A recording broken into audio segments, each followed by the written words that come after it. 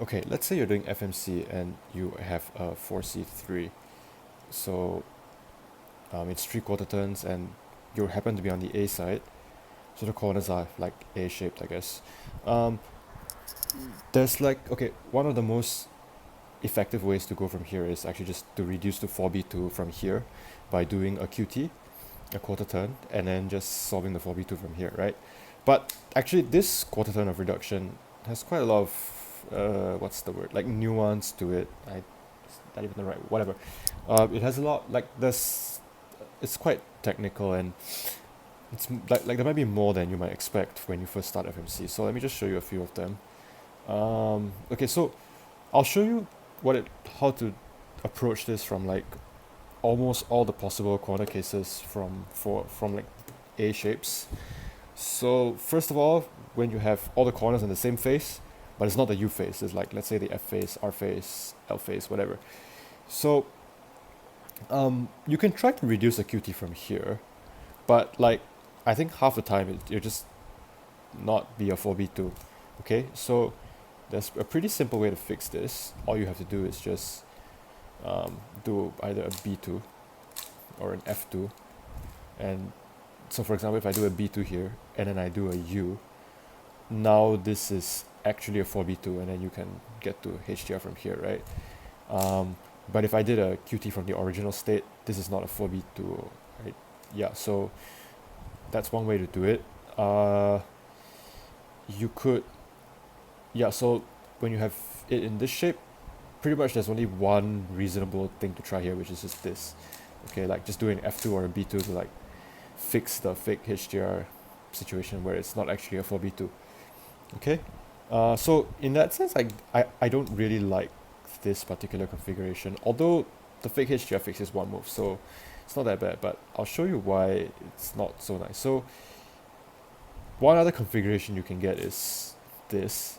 So when it's like kind of like further away from each other, you can also do a QT here, and if it gives you fake HDR, I mean not fake HDR, if it gives you like not a 4B2, the way to fix it is pretty annoying actually. You have to put it back to the state that I just showed you, do an F2, and then do a QT from here.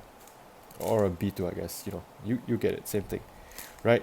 However, one good thing about this state is, if your U move actually reduces to 4B2, right? Doing this R2 move that just swaps these two corners, or doing an L2 from here, doesn't actually affect that reduction. So it will still work to reduce to 4B2. And here's one more interesting fact about that. If you, okay, let's say I do this U move, right? And then if I switch to inverse, and this 4B2 from the inverse needs a U2 to get to HDR, like the U2 parity thing, then doing this R2 will result in you not having to do the U2 parity when you switch, right? So this single half turn can affect whether or not you need to do a U2 on the inverse. And of course, similarly, if this single quarter turn by itself already doesn't require a U2 when you switch, this R2 will add the U2 on inverse. So I think that's very interesting. I have no idea why it's like this, but you don't need to know why, you just need to know that it does that. Okay? So one other situation you can get for the corners is when it's like this. Okay? So if you try doing an L2 here, for example, you might try doing an L2 and then U to reduce, but this is not a 4B2, right? So how do I fix this?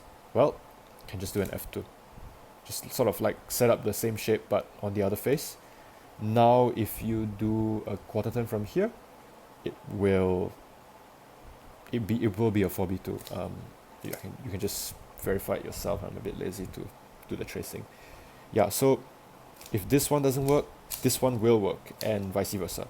So one other question you might have is, well, hey, I just showed you a way to affect the parity over here. Can I do it here? And the answer is yes. So for example, if F2U gives me the U2 parity on inverse, to avoid it, you can just do a U2 first, because that doesn't affect the shape, and then do the F2 and then the U, and then you won't have U2 parity on the inverse. So that's one way to do it. And of course, if you do the U2 and then you do the wrong direction thing, it still fails. So not much point to doing that, I guess. Whatever. And finally, the last shape you can get is when all the A corners are on the same face. Uh, of course, the most simple thing to try is just to split them up and then do a quarter turn, right? That makes a lot of sense. Hold on, let me just check something. Okay, no, okay, it should be like this. So do a single half turn, and then do a U, right? This is not 4b2. So you might expect, oh, okay, that's simple. Maybe I'll just try an F2. That would fix the whole thing, right? The answer is no, it won't. That's still fake. If all the corners are on the same face and splitting either one of them like this gives you not 4b2, you have to do a U2 and then split it. Now this will give you a 4b2 if you reduce it. It's a bit strange like that. But one very cool thing about this particular state is that both R2 and F2 to split the face will actually give you 4b2. However, one of R2 and okay, so let's say if R2 gives you parity on inverse, then F2 won't. And if F2 does, then R2 won't, and vice versa. So like that's kind of cool.